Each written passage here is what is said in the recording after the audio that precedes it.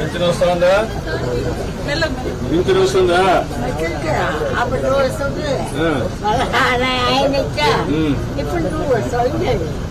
వచ్చింది.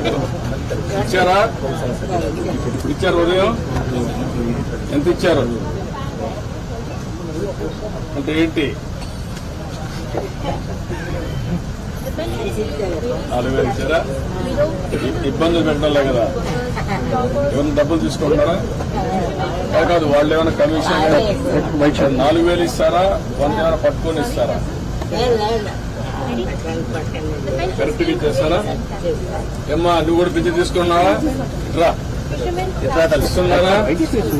ఏం బాధ లేదా? పైసలు తీసుకోవడం కానీ